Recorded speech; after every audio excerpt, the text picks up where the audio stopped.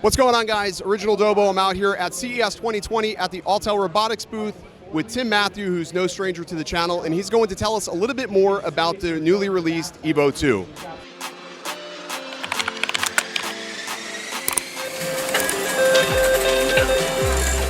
All right, Tim, what can you tell us about the new Evo2?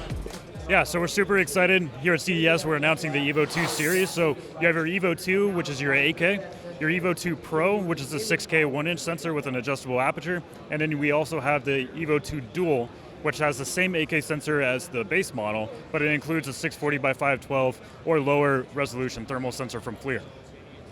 What is the improvements over the Evo1? I see we have two of them right here. They obviously look very different. And this is the Dual, so this is targeted against what DJI's Mavic 2 Dual, right?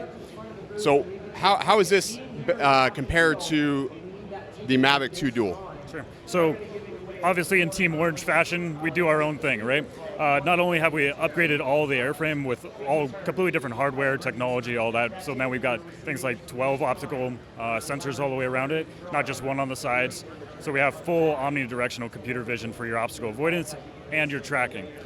So each airframe is going to get one of those. But if you want to look at like an enterprise kind of solution, that is a pro level FLIR sensor, right? So it's not just like a lepton sensor with really low resolution. You can't really tell what's going on other than something is warmer in one area than the other. This is a boson sensor. So you can use this for search and rescue and inspections. So with inspections, you should be able to get data back from the thermals then this time, as opposed to, let's say, the other ones with the lepton sensors that aren't putting out any data. Yeah, exactly. Okay.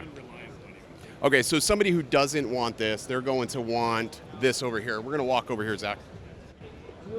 So this is the 8K version, right?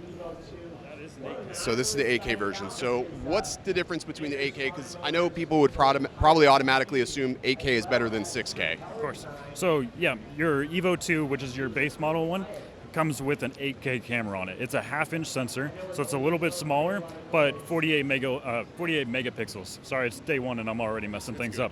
So you can print super large things with this, but you don't have an adjustable aperture.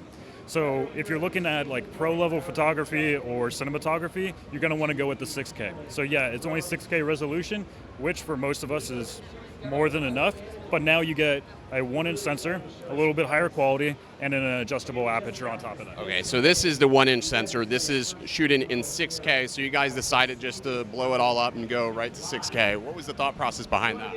I mean, it's coming, right? So everybody had arguments about 4K and 1080, and I don't have a 4K TV and things like that, but really with 6K and 8K, everybody can still use it. So if you want to put a larger screen up and you want to be close to it and actually enjoy it, you have to have 8K. Or in post-production, if you want to punch in and have 4 times lossless zoom, you can still do that. So the higher resolutions are coming, even if you don't export in 8K and 6K. When you average those pixels down to 1080 and 4K, it's much higher quality. Okay, so you probably may have knew this question was coming, but we're talking about future-proof in a drone. Where do you guys sit with the recent proposal of the remote ID with these? Because people are going to be making a pretty large investment. I imagine this is probably going to be more expensive than Evo1, and they're going to want to know that they are going to be able to use this in, let's say, 3 years from now. Of course. So I don't have a set answer on that. I know that's a really tough question and it's super important. We're actually working with the FAA right now to help push certain decisions through or get better information on what exactly is going on so we can either add the correct technology or educate our customer base on how to upgrade their drone. So the model sitting right here on the floor is just like the Evo other than upgraded hardware and software, but we're always working on something different. Obviously, with the release of this guy. So remote ID most likely is coming, and we'll have to adapt to that. Okay, so beyond the new sensors, the obstacle avoidance, this now has internal storage, right? What's the internal storage size? So the internal storage is 8 gigabytes. Yep, and then supports up to 256 externally. And flight time is coming in at 35 minutes, is that correct? So 35 at a hover, and then up to 40 if you're moving forward. So I forget what the meters per second is right now, but if you're going roughly about 10 miles an hour, you can get up to 40. So there it is. This is the first look at the Autel EVO2. I'll have more information later on down the road when we get one of these in our hands. The 8K is releasing first, is that my understanding? That's correct. So we're actually in production right now on the 8K, which is the EVO2. Coming in at $14.95, so we should be having those up on the website or taking pre-orders here in like the next week to 2 weeks. And like the Evo 1, because you know this is going to come now, we're not going to see these in June. We're going to see these much sooner, right? I mean, to be completely honest, we weren't even sure if we were going to come to CES this year, which everybody called us out on that online and that we weren't on the map. That's not my fault. Yeah, it's totally your fault. But no, so we wouldn't be here if we weren't confident, because if we had nothing new to show, then why spend the money and the time to be here? But nope, we're confident in it, and we pulled it off in a matter of weeks, and we're here, we're flying it. Actually, all the units here are production models that came in box and everything.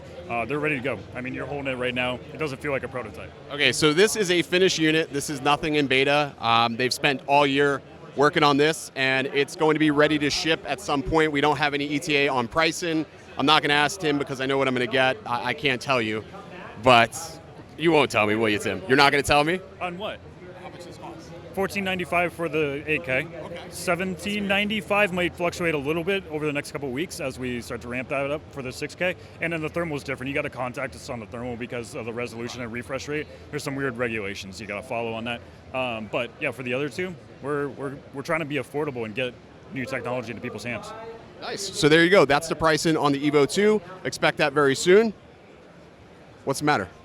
Why am I talking? All right, so that's going to do it. Hey guys, how's it going? Why you gotta bomb it, dude? I texted him asking him where it was at. I didn't see it. I was doing this. Well, that's it for this. Thanks, Tim, so much. Important things, and we'll see you next time.